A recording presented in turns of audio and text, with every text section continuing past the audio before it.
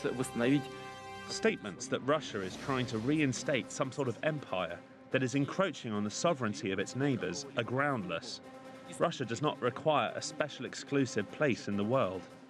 Russian President Vladimir Putin criticizes the United States for the conflict in Ukraine and blames the West for weakening global and regional security. Are Russia and the United States on a collision course back to the days of the Cold War? Hello, I'm Anand Naidu in Washington, D.C., and this is The Heat.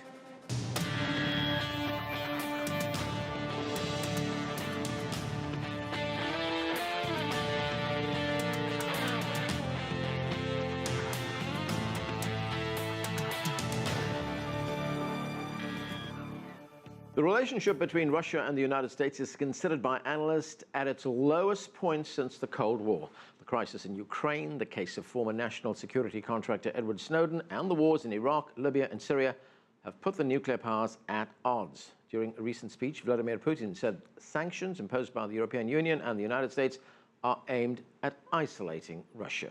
CCTV's Tom Barton joins us now from Moscow. And Tom, President Obama came to the White House promising to improve relations with Russia, but it all seems to have gone in the other direction. How serious is the deterioration in the relationship between Moscow and Washington? I don't think it's an understatement anymore to say that this is indeed the worst crisis between Russia and the US, Russia and the West, since the Cold War. The potential for an actual shooting war between elements of NATO and Russian forces is a real one. Perhaps even at some points more than it has been in the Cold War itself. We see the situation in Estonia, for example, and in the Baltic countries, where NATO has said it will deploy a rapid reaction force. And then we also, at the same time, have reports from the Estonians that one of their intelligence officials was kidnapped from inside Estonia. And one doesn't have to imagine very far what may have happened if those Russian supposed kidnappers had collided with some NATO troops. And President Putin has also made the point, as we've just heard, saying that the United States and its allies are trying to isolate Russia. Does Russia feel that it's being unfairly treated by the United States and its allies?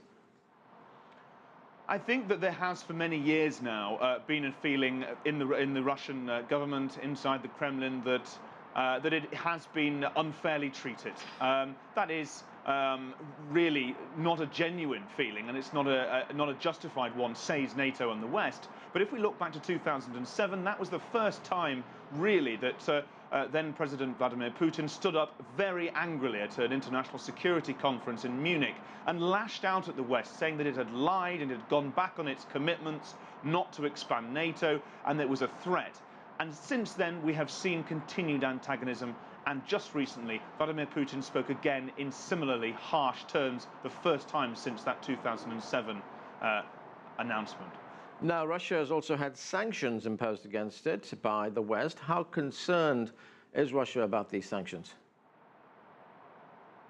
The official line from the government, and that trumpeted by state-controlled media all over Russia, is that essentially the sanctions aren't having that big an effect, that Russians will get over it, and even it may be a plus. It will help to make Russia more self-sufficient. It will, and that Russians are at their best when they're facing adversity.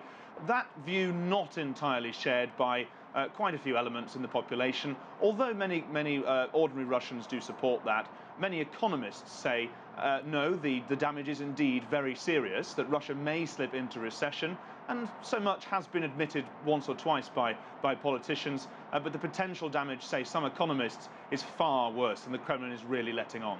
Yeah, Tom, you mentioned there what some Russians think about the sanctions that are being imposed, but any idea of telling what broad Russian public opinion is against about this deteriorating relationship? Yes, well, with the broader idea that it's being promulgated largely through Russian state-controlled media, especially TV, is one that's focused not so much on sanctions, but on Ukraine and how Russians feel about that.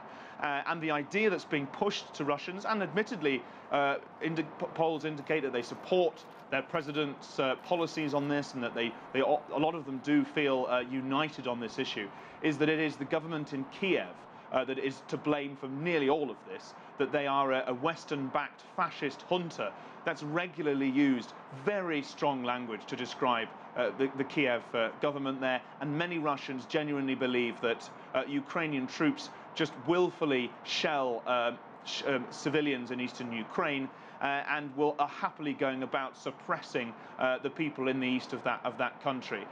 Obviously, that does not help to diffuse the situation when the mass of the population are believing that, but they do, and they do believe that they are in the right. Tom, is there any room for improvement here? Very quickly, I mean, do these two sides believe that they're going to have to interact with each other, albeit at arm's length? Well, there is the potential. There are meetings that potentially could come up. But it seems very difficult that there could be any great steps forward between the two. The gulf between them keeps being widened, really, over Ukraine and over all that's going on there. It seems virtually impossible that they could make any large step forwards without a lot of groundwork being laid. OK, thanks, Tom. CCTV's Tom Barton there reporting from Moscow.